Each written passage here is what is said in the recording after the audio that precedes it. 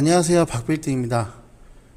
매일 아침에 출근을 해서 시작하는 하루의 루틴이 저 같은 경우에는 그 과거에 재개발에서 해지가 됐다가 다시 추진하고 있는 지역 중에서 오늘은 어떤 매물이 네이버 매물로 등재가 되어 있나 이렇게 찾아보는 걸로 하루를 시작하는데요. 지금 오늘 같은 경우에는 신이문역을 끼고 있는 이문 2구역이죠. 이문 휴경 뉴타운 중에서 유일하게 과거에 해지가 됐던 2구역인데 오늘 이 2구역 중에서 지금 상단에 박스가 쳐져 있는 곳은 역세권 재개발로 지금 추진하고 있는 지역입니다. 건립 세대수도 지금 나와 있는데 요 A 블럭하고 B 블럭이 해지가 돼서 지금 나름대로 지금 추진하려고 움직임이 있는 지역이거든요.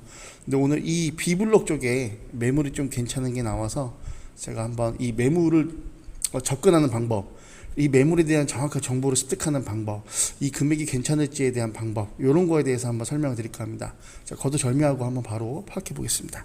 자, 이문 2구역 같은 경우에는요, 우리 부동산 플래넷으로 이 노후도 체크들 이제 다들은 하실 줄 아시죠? 다들 전문가 되셨으니까.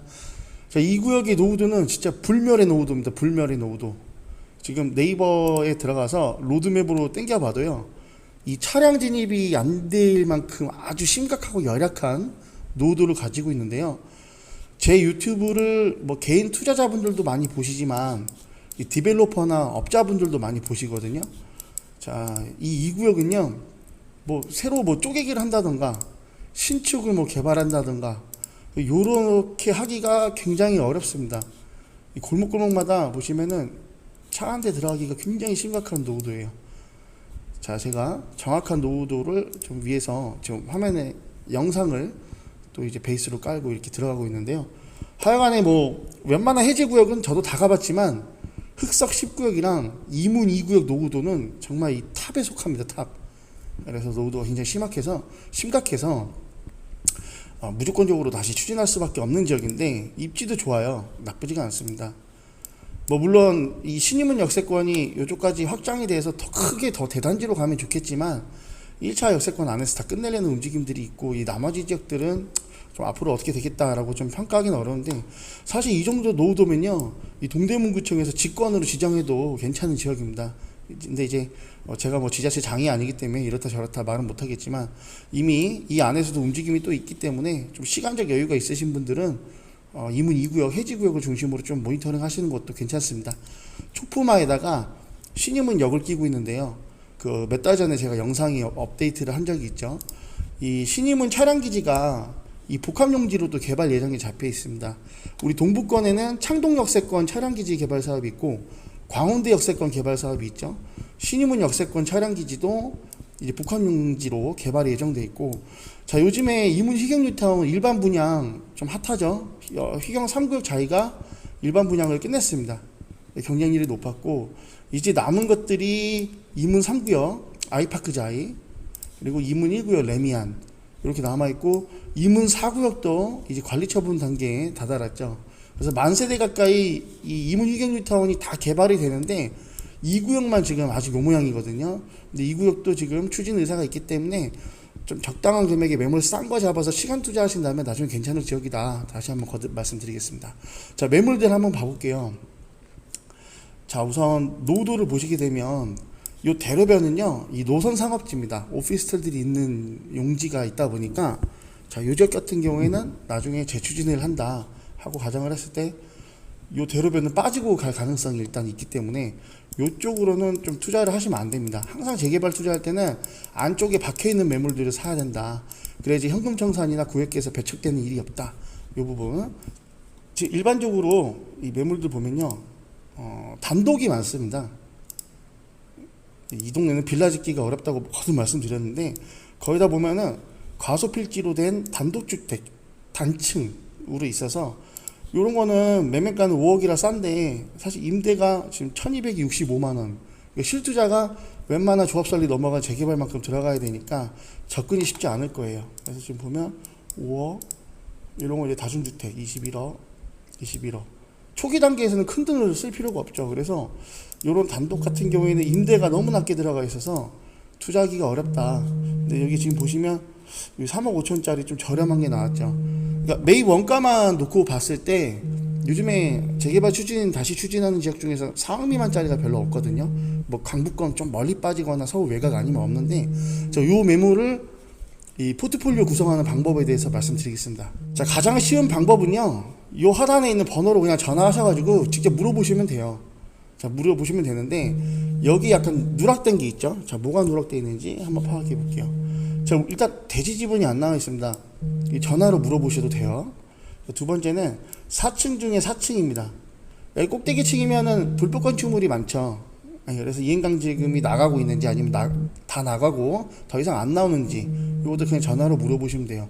자, 지금 보시면은 전세가 1억 3,650만 원 들어가 있습니다. 이 매매가 대비했을 때 이 전세가가 좀 낮으니까 실투자는 2억 이상 들어가야 된다는 부분인데, 왜 이렇게 전세가 싼지에 대해서도 한번 파악해 볼 필요가 있죠. 자, 우리가 두 가지를 추측할 수가 있어요. 2003년식이니까 오래됐으니까 전세가 싸구나. 자, 그리고 오래된 건 엘리베이터가 기본적으로 없겠죠. 그래서 그런 불편함 때문에 싼 케이스도 있고, 혹은 이행강제금, 불법 건축물이라서 세입자가 전세자금 대출이 안 나와서 어쩔 수 없이 시세보다 싸게 받아가는 케이스도 있거든요. 자, 요런 거를 하나의 세팅으로 묶어서 중개사분한테 전화로 물어보시면 좋죠. 근데 이제 한번 부동산 물건에 관심이 있어 전화하면은 뭐 문자 나중에 오고 전화 계속 오고 그런 게 좀 귀찮아서 그렇게 전화로 물어보기 싫다 하시는 분들은 따로 알아보는 방법이 있습니다. 자, 부동산 정보광장 가갖고요, 주소를 검색하십시오. 그리고 토지 정보 가게 되면은 여기 지금 제가 조사해본 바로는 4층이거든요. 자, 4층 중에 4층이죠. 그래서 로드맵으로 보게 되면, 자, 요 건물인데요. 자, 요게 이제 지하로 들어갑니다. 지하. 그리고 이게 1층, 2층, 3층, 4층. 외부에서 모양만 봤을 때는 불법 확장된 집이거든요.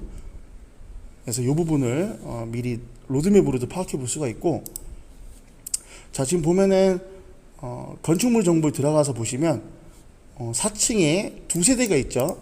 근데 지금 보시면 네이버 부동산에 전용 면적이 나와 있거든요. 자, 전용 면적이 42.65로 체크되어 있습니다. 그래서 다시 부동산 정보광장 보면, 자, 4층에 403호, 42.65, 요 매물이죠. 403호. 자, 402호는 43입니다. 403호가 42.65. 딱 요 매물입니다, 지금. 그래서 403호인 거로 우리가 지금 확인을 했고요. 전용이 42제곱미터죠. 좀 큰 투룸인 것 같아요. 자, 건물은 20년 넘었으니까 감가 다 빠졌고, 땅 지분이 아까 안 나 있었죠. 이러면 토지 임야 정보 들어가셔서 403호 봅니다. 21.569제곱미터거든요. 한 7평 정도 된다. 대지 지분은 확실히 옛날 거라서 큽니다. 자, 그리고 나서 요게 지금 불법 건축물인가? 요거는 정보 24시 들어가셔가지고 건축물 대장을 떼보시면 돼요.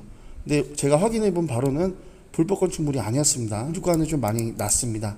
그럼에도 불구하고 이 매입 원가가 좀 저렴하기 때문에 이 지역의 미래 가치를 파악해갖고 내가 가지고 있는 예산에서 무리가 없다면 좀 시간 투자를 해서 접근을 하시면 좋겠다. 요즘 웬만한 투룸빌라 재개발한다 하면 다 5억이 넘어가거든요. 그래서 구축을 사는 게 신축을 사는 것보다 쌀 때가 있습니다.